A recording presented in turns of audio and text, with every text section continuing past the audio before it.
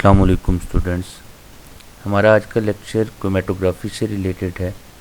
Chromatography का topic MS masters level और BS level पर है, इसे एफएससी लेवल पर नहीं पढ़ा जाता। हमने इस लेक्चर के अंदर क्रोमेटोग्राफी की तमाम टाइप्स का ब्रीफ डिस्क्रिप्शन ऐड किया है, तमाम टाइप्स के वर्किंग प्रिंसिपल को, और उसके साथ साथ बहुत सारी इंपॉर्टेंट टर्म जो हम लोग क्रोमेटोग्राम में यूज़ करते हैं। क्रोमेटोग्राम के अंदर सेपरेशन किस तरह से होती है, डिटेक्टर्स क्या होते हैं, कौन कौन से वर्किंग प्रिंसिपल हैं हर एक टाइप ऑफ क्रोमेटोग्राफी के, इन सब को ब्रीफली हम लोगों ने इसके अंदर ऑब्जेक्टिव पर्पस के लिए कंक्लूड किया।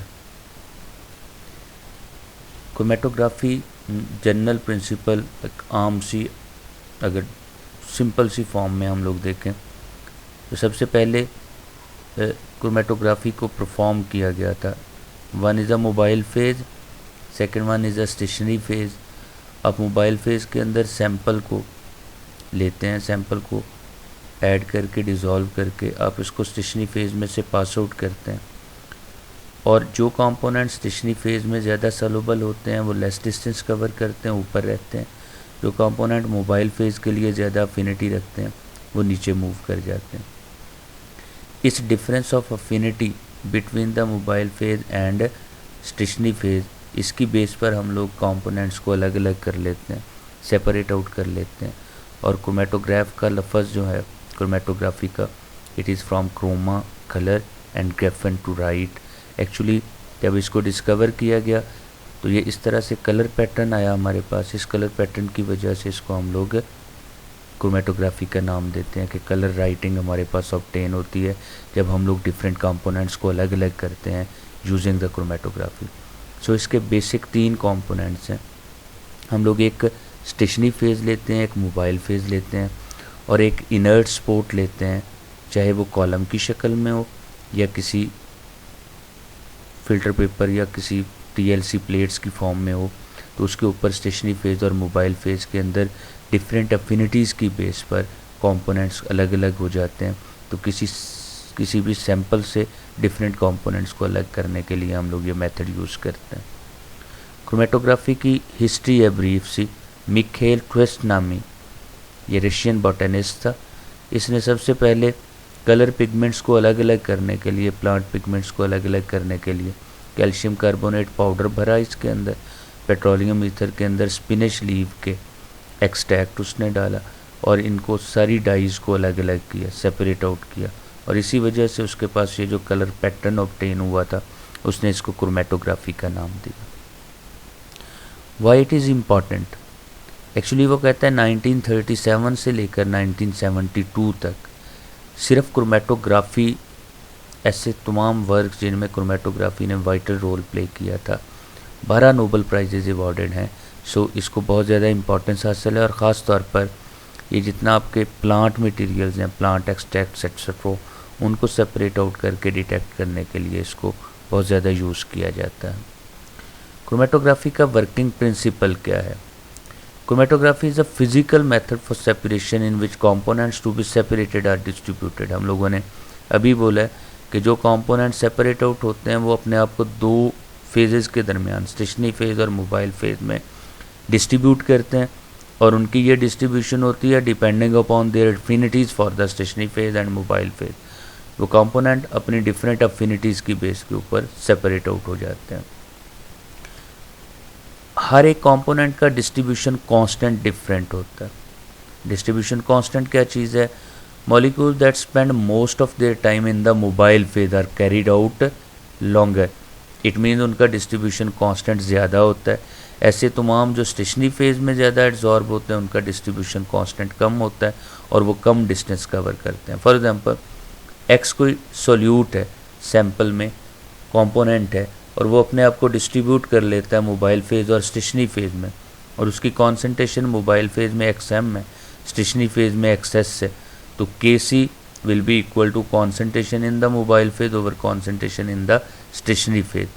It is called as distribution constant. जिसका ज़्यादा होगा इट मीन्स उसकी अफिनिटी फॉर मोबाइल फेज़ ज़्यादा है, और जिसका ये कम है, Kc वैल्यू कम आती है, इट मीन्स उसकी affinity for the mobile phase less है और उसकी affinity for the stationary phase ज़्यादा।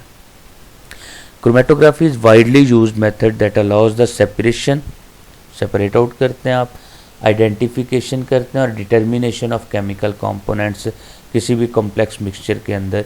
इस पर्पज़ के लिए हम लोग क्रोमेटोग्राफी को यूज़ कर रहे होते हैं। क्लासिफिकेशन, क्रोमेटोग्राफी को क्लासिफाई किया जाता है depending upon mobile phase and stationary phase. एक है लिक्विड क्रोमेटोग्राफी, अगर स्टेशनरी फेज लिक्विड हो तो इसको फर्दर आगे क्लासिफाई किया गया LLC, liquid chromatography and liquid solid chromatography. Means अगर मोबाइल फेज लिक्विड है, स्टेशनरी फेज अगर लिक्विड हो तो LLC और स्टेशनरी फेज अगर सॉलिड हो तो LSC। गैस क्रोमेटोग्राफी में मोबाइल फेज गैस है और अगर स्टेशनरी फेज लिक्विड हो तो GLC और स्टेशनरी फेज सॉलिड हो तो इसको GSC का नाम दिया जाता है। बाई पैकिंग मटेरियल इसकी डिफरेंट टाइप्स बनाते हैं हम लोग, thin layer chromatography, paper chromatography and column chromatography. Thin layer chromatography में आप स्पोर्टेड मटेरियल जो लेते हैं that is a glass, plastic और एल्यूमिनियम शीट। ग्लास की, प्लास्टिक की या एल्यूमिनियम की प्लेट ली जाती है एज अ स्पोर्टेड मटेरियल और स्टेशनरी फेज इसके ऊपर कोटेड होती है इन शीट्स के ऊपर, और लिक्विड जो है उसको आप लोग एज अ मोबाइल फेज लेते हैं। तो it's a thin layer chromatography, तो मतलब stationary phase in the form of a thin layer will be supported over these plates. Paper chromatography में ये स्पोर्ट का रोल प्ले करता है पेपर, और इस पर हम लोगों ने स्टेशनरी फेज जो लिक्विड स्टेशनरी फेज है वो इसके ऊपर एक लेयर बना लेती है जिसके ऊपर फर्दर फिर मोबाइल फेज पास आउट होती है। और कॉलम क्रोमेटोग्राफी की बात करें तो अब स्टेशनरी फेज जो है उसको पैक किया जाता है ग्लास कॉलम के अंदर, मतलब ग्लास का बहुत कम डायामीटर का एक पाइप होता है जिसके अंदर स्टेशनरी फेज को पैक किया गया होता है और मोबाइल फेज उसमें से पास आउट करती है, वो लिक्विड हो या सॉलिड हो। तो तीन तरह के स्पोर्ट मटेरियल की बेस पर हम लोग तीन तरह की क्रोमेटोग्राफी, थिन लेयर, पेपर और कॉलम क्रोमेटोग्राफी इसको नाम देते हैं। हर एक का वर्किंग प्रिंसिपल क्या है, जितनी टाइप्स हैं क्रोमेटोग्राफी की उनके वर्किंग प्रिंसिपल गिवन है, मैकेनिज्म कौन सा यूज़ होता है। फॉर एग्जांपल अगर एडजॉर्प्शन क्रोमेटोग्राफी है तो एडजॉर्ब का मतलब ही ये होता है कि सॉलिड सॉल्यूट को अपनी सरफेस के ऊपर एब्जॉर्ब कर लेता है। तो सरफेस पर जो एब्जॉर्प्शन का प्रोसेस होता है that is called as adsorption. अब कहते हैं सॉलिड ऐसा स्टेशनरी फेज के तौर पर लिया जाता है जो सॉल्यूट को अट्रैक्ट करता है, और मोबाइल फेज हम लोग लिक्विड या गैस लेते हैं। तो सॉल्यूट डिफरेंट रेट्स पर, जो डिफरेंट सॉल्यूट्स डिफरेंट कंपोनेंट्स हैं एक ही सैंपल के अंदर, वो डिफरेंट रेट्स पर मूव कर रहे होते हैं due to attraction for the stationary phase. जिसकी स्टेशनरी फेज के लिए अट्रैक्शन ज़्यादा है वो लेस मूव करेगा, लेस डिस्टेंस कवर करेगा, और जिसकी स्टेशनरी फेज के लिए अट्रैक्शन कम है जो ज़्यादा डिस्टेंस कवर कर जाएगा। पार्टीशन क्रोमेटोग्राफी में हम लोग लिक्विड को एज आ स्टेशनरी फेज यूज़ करते हैं, thin film of liquid formed on the surface of solid inert sport. जैसे अभी हम लोगों ने बात की पेपर क्रोमेटोग्राफी की, तो फिल्टर पेपर के ऊपर एक लिक्विड एक थिन लेयर बना देता है, वो thin layer as a stationary phase काम करती है, और दूसरा लिक्विड या गैस उसके ऊपर पास आउट हो रहा होता है। It will be called as partition chromatography. और पार्टीशन प्रिंसिपल क्या है कि अपने पार्टीशन कोफिशिएंट की बेस पर एक कंपोनेंट अपने आप को दो फेजेस के दरमियान इक्विलिब्रेट कर लेता है। आयन एक्सचेंज क्रोमेटोग्राफी कौन सी है, सॉलिड रेजन्स होती है जिसके ऊपर कुछ फिक्स्ड आयन है और कुछ मोबाइल काउंटर आयन्स होते हैं। फिक्स्ड आयन पर अगर नेगेटिव चार्ज है तो मोबाइल काउंटर आयन पर पॉजिटिव चार्ज होगा, और फिक्स्ड आयन पर पॉजिटिव चार्ज है तो मोबाइल काउंटर आयन पर नेगेटिव चार्ज होगा। अब इलेक्ट्रोलाइट सॉल्यूशन को as a mobile phase use किया जाता है। Solute ions of charge opposite to the fixed ion, मतलब फिक्स्ड आयन पर अगर पॉजिटिव चार्ज है तो ऊपर वाले आयन पर नेगेटिव चार्ज है, उसी नेगेटिव चार्ज के सॉल्यूट आयन्स होते हैं जो रेजन्स के फिक्स्ड आयन के साथ आकर अटैच हो जाते हैं और उससे पहले से मौजूद जो आयन्स हैं उनको रिप्लेस कर देते हैं काउंटर आयन्स को। तो इसको आयन एक्सचेंज क्रोमेटोग्राफी का नाम देते हैं। जिसकी एबिलिटी टू एक्सचेंज ज़्यादा होगी वो लेस डिस्टेंस कवर करेगा, और जिसकी एबिलिटी टू एक्सचेंज लेस है वो ज़्यादा डिस्टेंस कवर करेगा। जेल फिल्ट्रेशन और मॉलिक्यूलर एक्सप्लोजन क्रोमेटोग्राफी, नाम ही शो करता है कि इस क्रोमेटोग्राफी में porous gel with no attractive action इसको यूज़ किया जाता है, और जो मॉलिक्यूल्स जिनका साइज़ ज़्यादा है और जिनका साइज़ कम है तो depending upon the size differences porous gel में से मॉलिक्यूल अलग अलग होते हैं, सेपरेट आउट होते हैं। सपोज करें एक कॉलम जो है वो जेल से भर लिया आपने, उस कॉलम के अंदर जब मॉलिक्यूल को छोड़ते हैं, मॉलिक्यूल उसमें से पास आउट होते हैं, तो जो बड़े मॉलिक्यूल हैं वो अपना रास्ता बना लेते हैं जेल के अंदर, वो बिल्कुल सीधे मूव कर रहे होते हैं।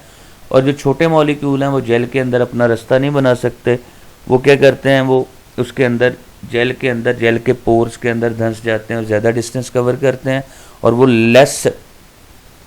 ज़्यादा टाइम लेते हैं, लेस डिस्टेंस कवर करते हैं, क्योंकि उसमें खो जाने की वजह से कॉलम में से पास आउट होने के लिए, दूसरी साइड से निकलने के लिए उनको ज़्यादा डिस्टेंस कवर करने की वजह से ज़्यादा टाइम लगता है। तो लार्जर मॉलिक्यूल जल्दी एलूट हो जाते हैं फास्टर रेट के साथ कॉलम के दूसरे सिरे पर, जबकि स्मॉलर मॉलिक्यूल जो हैं वो पोर्स के अंदर ज़्यादा डिस्टेंस कवर करने की वजह से बाद में पास आउट होते हैं, बाद में निकलते हैं। Affinity chromatography, solid on which specific molecules are immobilized. ये क्रोमेटोग्राफी की ऐसी टाइप है जिसमें ऐसा सॉलिड आप लोग यूज़ करते हैं जिसके ऊपर कुछ मॉलिक्यूल को इमोबिलाइज किया जाता है। तो मोबाइल फेज जो है लिक्विड या गैस है, special kind of solute molecules interact with those immobilized on the stationary phase, मतलब कुछ स्पेशल काइंड के जो सोल्यूट कंपोनेंट हैं, मॉलिक्यूल्स हैं, वो इंटरेक्ट करते हैं उन इमोबिलाइज्ड मॉलिक्यूल के साथ जो स्टेशनरी फेज के ऊपर आपने अटैच किए हुए होते हैं। तो this type of chromatography is an affinity for two specialised immobilised molecules by the components, और इसी अफिनिटी की बेस पर ये सारे कंपोनेंट्स सेपरेट आउट होते हैं। जिसकी अफिनिटी ज़्यादा होगी वो लेस डिस्टेंस कवर करेगा, जिसकी अफिनिटी कम होगी वो ज़्यादा डिस्टेंस कवर कर रहा होगा। क्रोमेटोग्राम क्या होता है? जो रिजल्ट आता है हमारे पास क्रोमेटोग्राफी का, that will be called as a chromatogram. Instrumental output को जो टाइम वर्सेस वॉल्यूम लिया जाता है, as a function of time और वॉल्यूम लिया जाता है, that is called as a chromatogram. If a detector that responds to the solute concentration is placed at the end of the column and its signal is plotted as a function of time or flow, means वो जो concentration को response देता है, इधर absorb करता है और evolve करता है, या रेडिएशन उसमें से पास आउट होती हैं, तो वो जो भी कॉन्सेंट्रेशन को रिस्पॉन्स देता है, अगर हम लोग एक साइड पर रिस्पॉन्स ले लें, दूसरी साइड पर डिस्टेंस और टाइम ले लें या वॉल्यूम ले लें हम लोग, तो हमारे पास जो चीज़ बनती है, जो शक्ल बनती है, जो आउटपुट आता है, that will be called as a chromatogram. उसको हम लोग क्रोमेटोग्राम का नाम देते हैं। It is useful for both qualitative as well as quantitative analysis. ये पॉइंट याद रखना है, position of the peaks with respect to X axis, position of the peaks with respect to X axis serve to identify components. Position qualitative analysis को बताती है, जबकि area under the peak ये क्या दे रहा होता है, क्वांटिटेटिव रिलेशनशिप, यानी बी पीक के अंडर एरिया जो है वो कंपोनेंट बी की कॉन्सेंट्रेशन देगा, इस पीक के अंडर एरिया कंपोनेंट ए की कॉन्सेंट्रेशन देगा। इट मीन्स दैट हम लोग amount from the area find out कर लेते हैं और फ्रॉम द पोजीशन हम लोग क्वालिटेटिव एनालिसिस करते हैं। Band broadening and column efficiency, जितने ब्रॉडर बैंड्स होंगे उनकी बेसलाइन सेपरेशन नहीं हो सकती। यहाँ नीचे देखें तो बेसलाइन सेपरेशन है, दोनों पीक्स बेसलाइन पर सेपरेट आउट हो रही हैं, जबकि ये पीक अभी पहली वाली पीक ख़त्म ही नहीं हुई, उसने बेसलाइन को टच ही नहीं किया, दूसरी पीक स्टार्ट हो गई है। It means that the components are not separated, resolve नहीं हुए अभी तक। तो this is called as band broadening. जब बैंड ब्रॉडनिंग ज़्यादा होगी तो इसका मतलब है कॉलम एफिशिएंसी कम हो जाएगी। तो ऊपर वाली पीक के लिए कॉलम एफिशिएंसी कम है, नीचे वाली पीक्स के लिए कॉलम एफिशिएंसी बेटर है। When the solute molecule move down the column they undergo random walking and mess transferring between the two phases. अब वो मैस ट्रांसफरिंग कैसे होती है हम लोग अगली स्लाइड में डिस्कस करते हैं। As a consequence the elution band peaks is always broadened. जब ये मैस ट्रांसफरिंग होगी या रैंडम वॉकिंग होगी तो इसकी वजह से हमेशा पीक्स ब्रॉडर हो जाएंगी। तो ब्रॉडर पीक्स होने की वजह से कॉलम एफिशिएंसी कम हो जाएगी। इसका मतलब है column efficiency is actually inversely related to the broadening. Band broadening जितनी ज़्यादा होगी एफिशिएंसी कम, बैंड ब्रॉडनिंग कम होगी तो एफिशिएंसी ज़्यादा। As the peaks are broadened, efficiency is lowered because complete separation of the component does not take place. जैसे जैसे पीक्स ब्रॉडर हो जाएंगी कंपोनेंट की कंप्लीट सेपरेशन पॉसिबल नहीं है, और जब कंपोनेंट कंप्लीटली सेपरेट आउट नहीं होते तो इसका मतलब है कि कंप्लीट रिजॉल्व में रेजोल्यूशन नहीं हो पा रही होती, तो these are not good peaks, तब हम लोग इसको बैंड ब्रॉडनिंग कहते हैं और कॉलम एफिशिएंसी कम हो गई है। Important terms of the chromatography, जो इंपॉर्टेंट टर्म्स हम लोग यूज़ करते हैं, फॉर एग्जांपल रिटेंशन टाइम और retention volume. The time for which a component stays in the column called as retention time. The minimum volume of the component to pass through the column is called as a retention volume. Retention का मतलब ही ये होता है कि retain करना, यानी जो column retain करता है minimum volume, that will be called as a retention volume, या वो कम से कम टाइम जितने टाइम के लिए कॉलम के अंदर मोबाइल फेज पास आउट होती है, या जितने टाइम के लिए वो मोबाइल फेज कॉलम के एक सिरे से दूसरे सिरे तक पहुंचने में लेती है, that will be called as a retention time और retention volume. Mobile phase hold up time और डेड वॉल्यूम, मतलब मोबाइल फेज कॉलम के एक सिरे से डिटेक्टर तक पहुंचने के लिए जितना टाइम लेती है उसको हम लोग mobile phase hold up time का नाम देते हैं। Volume of the mobile phase to get through the system even without any interaction is called as dead volume, मतलब वो वॉल्यूम जो कम अज कम रिक्वायर्ड है पॉइंट ऑफ इंजेक्शन से डिटेक्टर तक पहुंचने के लिए through the column without any interaction with that of the column, that is called as a dead volume. यानी एक सिरे से आप एंटर कर रहे हैं, दूसरे सिरे तक डिटेक्टर तक पहुंचने के लिए जितना मिनिमम वॉल्यूम रिक्वायर्ड है, that will be called as a dead volume, and it will be a constant for any column. हर कॉलम के ऊपर उसका डेड वॉल्यूम लिखा जाता है कि इतना तो कम से कम वॉल्यूम इसको वेट करने के लिए रिक्वायर्ड है, उसके बाद जो अगली अमाउंट होगी that will pass through the column. Adjusted retention time, total retention time में से अगर ये टीएम माइनस कर दें डेड टाइम या mobile phase hold up time, that will be called as adjusted retention time, वो नेट रिटेंशन टाइम निकलता है आपके पास। फ्लो रेट क्या चीज़ है? Flow rate is represented by U, it is the ratio of retention volume with respect to retention time, और इसको ml पर मिनट में लिया जाता है, it is called as a flow rate. Retention factor और capacity factor, the retention factor is an important parameter that is widely used to compare the migration rates of analytes on a column. मतलब दो analyte हैं अगर, या दो components हैं, वो column में से पास आउट हो रहे हैं, तो उनकी रिलेटिव माइग्रेशन रेट्स क्या हैं। कोई एक ज़्यादा रेट के साथ माइग्रेट कर रहा होगा, मूव कर रहा होगा, कोई दूसरा लेस रेट के साथ मूव कर रहा होगा, तो उनके रिलेटिव माइग्रेशन रेट्स को कंपेयर करने के लिए जो टर्म हम लोग यूज़ करते हैं that is called as retention factor. हमने डिस्ट्रीब्यूशन कांस्टेंट पहले ही पढ़ा है, एक्स ओवर एक्स एम के इक्वल है। अगर रिटेंशन फैक्टर की बात करें तो it will be called as m s over m M.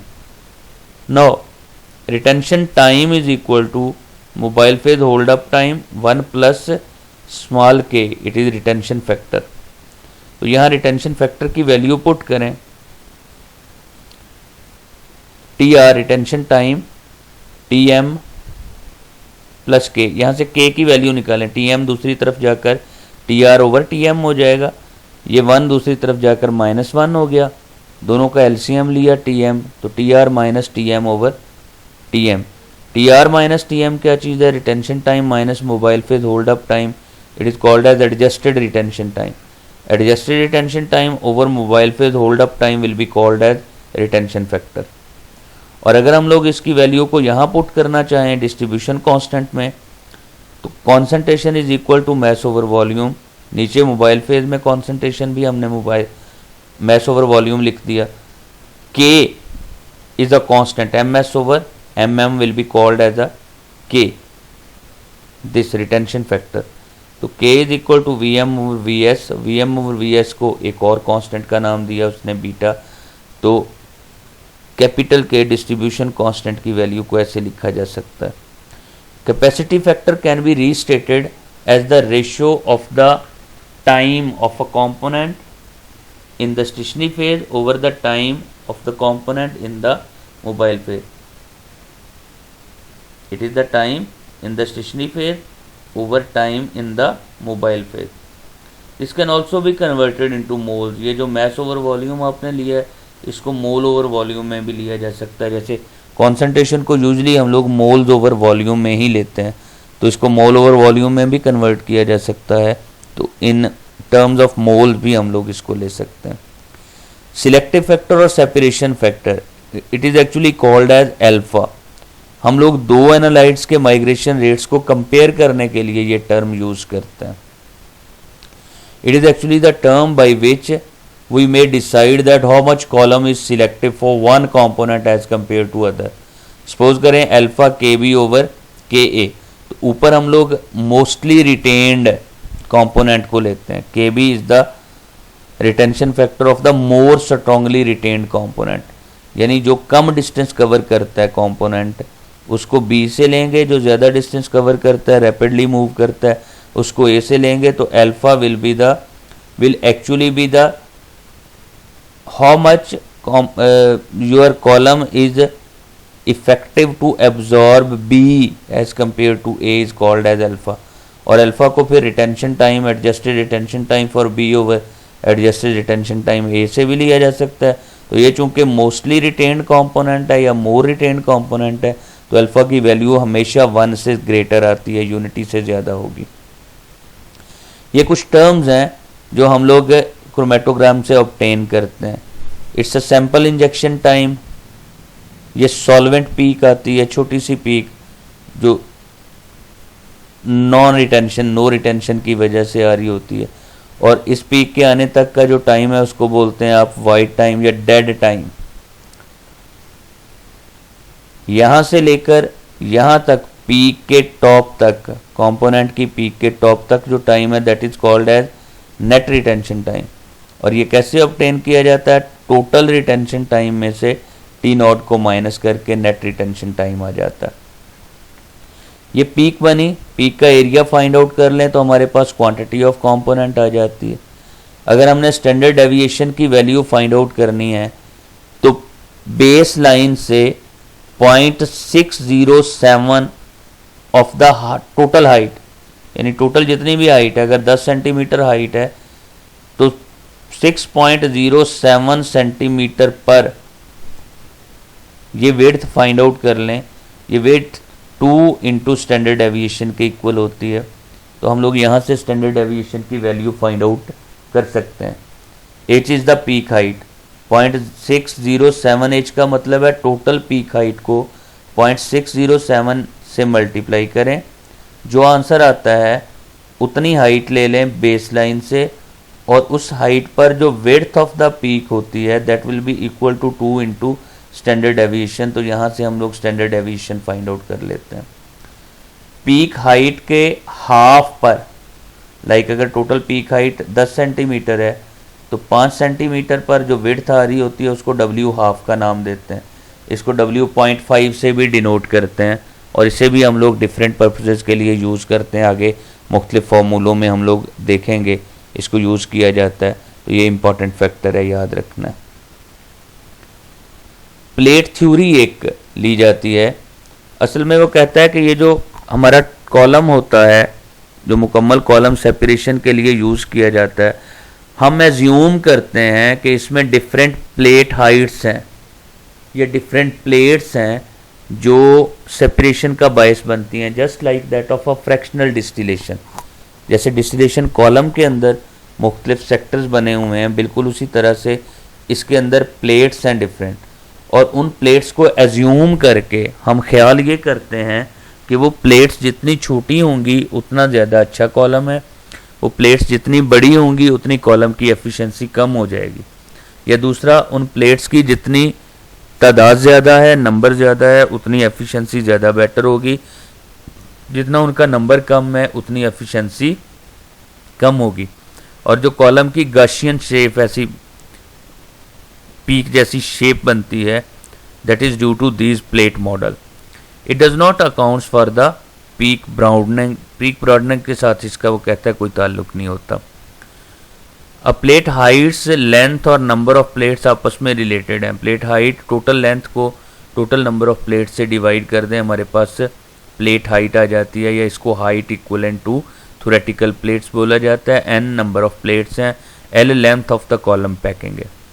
HTP is the theoretical link between the plate theory and rate theory, यानी ये प्लेट और रेट का आपस में रिलेशनशिप बताते हैं कि theoretical number of theoretical plates जितनी ज़्यादा होंगी उतना रेट कम होता जाएगा, और जितनी नंबर ऑफ थोरेटिकल प्लेट्स कम है उतना rate of the reaction rate of the chromatography को उसमें मोबाइल फेज के मूवमेंट की रेट बढ़ती जाएगी। तो इनका आपस में रिलेशनशिप डेवलप करता है ये link. According to the plate theory the efficiency of a chromatographic column increases with, number of plates बढ़ने से एफिशिएंसी बढ़ जाती है, और प्लेट हाइट बढ़ने से एफिशिएंसी कम हो जाती है। तो प्लेट हाइट जितनी कम होगी और नंबर ऑफ थोरेटिकल प्लेट्स जितनी ज़्यादा होंगी, एफिशिएंसी ऑफ द कॉलम बढ़ती जाएगी, कॉलम की ability to separate the component बढ़ती जाएगी, उसको हम लोग एफिशिएंसी का नाम दे रहे हैं। Experimental evaluation of height and number of plates, कहता है N can be calculated by retention time and width, इन दोनों चीज़ों से हम लोग एन की वैल्यू कैलकुलेट करते हैं। Height of the plate, total length of the column को, अगर total length of the column हमें पता होगी और नंबर ऑफ प्लेट्स हम लोग काउंट कर लेते हैं तो height of the plate find out हो जाएगी। Another method for the approximating n is to determine the डब्ल्यू half, the width of the peak at the half of its maximum height. हम लोगों ने पीछे बात की है कि टोटल विड्थ जितनी होती है पीक की, उस विड्थ के हाफ पर हम लोग जितनी पीक की हाइट होती है उसके हाफ पर हम लोग पीक की विड्थ ले लेते हैं, दैट इज कॉल्ड एज डब्ल्यू हाफ। तो सो एन की वैल्यू हमारे पास किसके इक्वल आती है, retention time over W half whole square, या N is equal to 16 TR over W base line width का स्क्वायर ले लें। तो here W B is the width of the peak at the base line, और हम लोग number of theoretical plates find out कर लेते हैं। नंबर ऑफ थोरेटिकल प्लेट्स जब हमारे पास आ गई, लेंथ ऑफ द कॉलम आ गई, तो लेंथ को नंबर ऑफ थोरेटिकल प्लेट्स से डिवाइड करें, हमारे पास क्या निकल आती है, प्लेट हाइट निकल आती है। Plate count n and the plate height h are widely used in the literature and by instrument manufacturers as measure of the column performance। वो उसके ऊपर अपने कॉलम के ऊपर प्लेट हाइट और n की वैल्यूज़ को लिखते हैं ताकि जो ख़रीदने वाला है उसके मुताबिक कॉलम की एफिशिएंसी को डिटरमिन कर सके।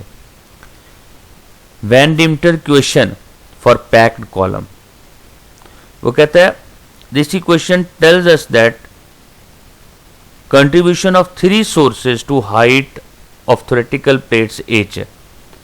3 sources हैं जो theoretical plates की height को determine करते हैं। हम क्या चाहते हैं, minimum plate height to achieve the maximum efficiency।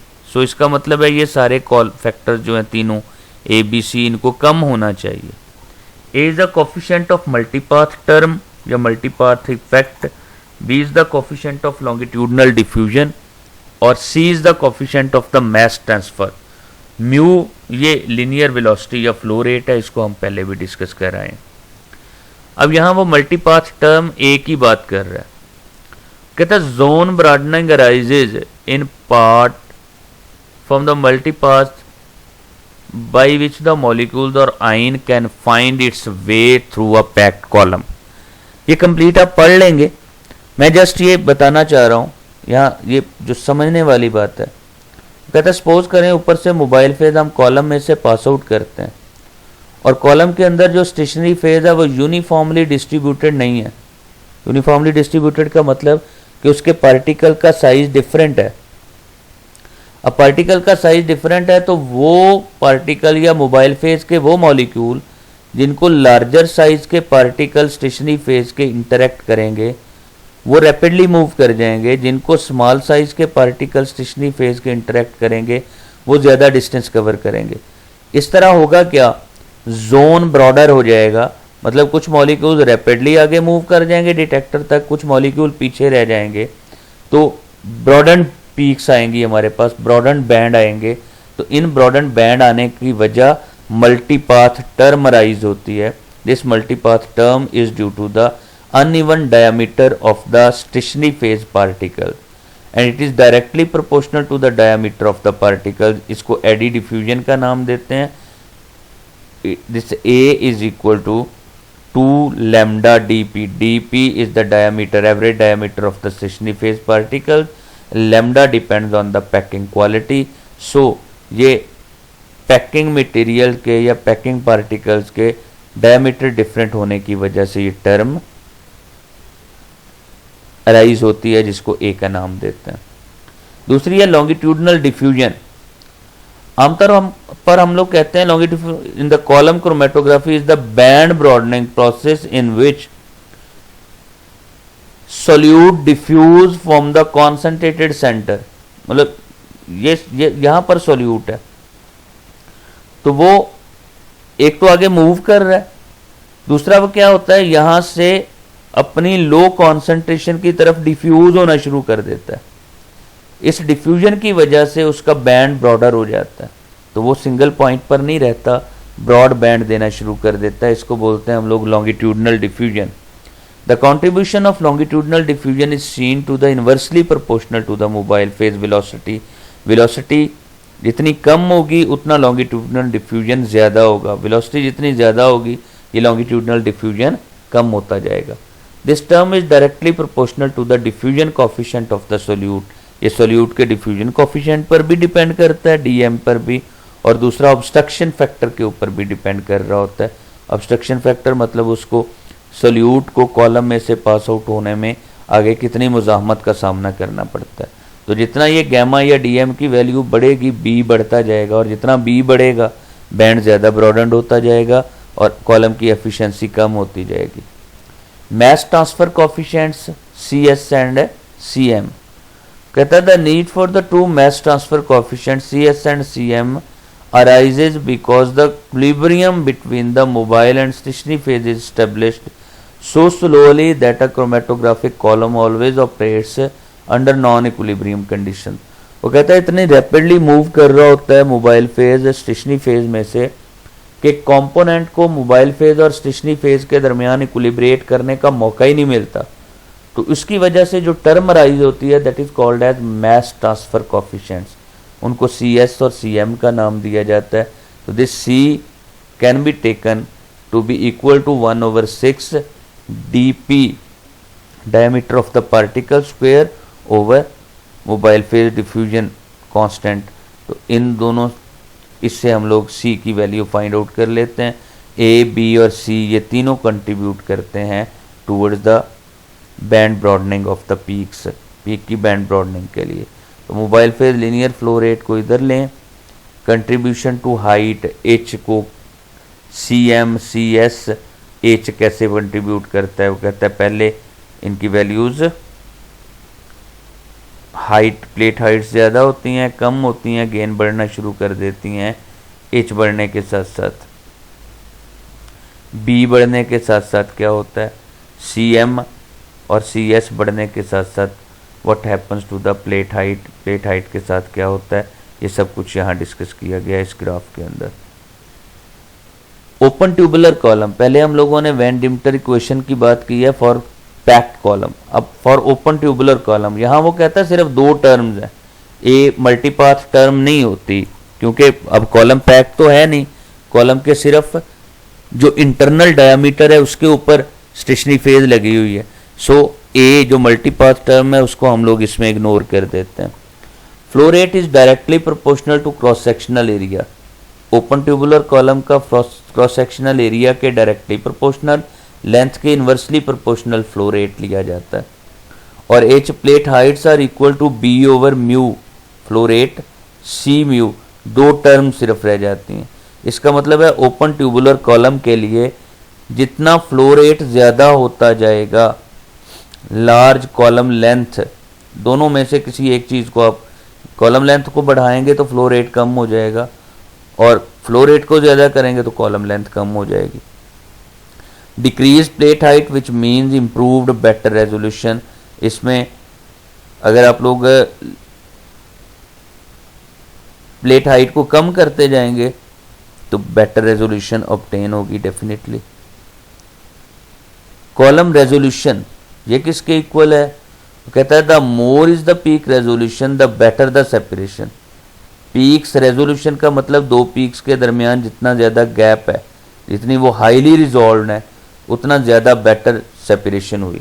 The resolution RS of a column provides a quantitative measure of its ability to separate, मतलब RS वैल्यू जो है जितनी ज़्यादा होगी इसका मतलब है उतना ज़्यादा सेपरेशन हो रही है। तो RS कैसे निकालते हैं, retention time for component B minus retention time for A divided by half of the width of peak A plus width of peak B. W is the baseline width of the peak. W की value ये जो ली है WA baseline width of peak A, baseline width of peak B.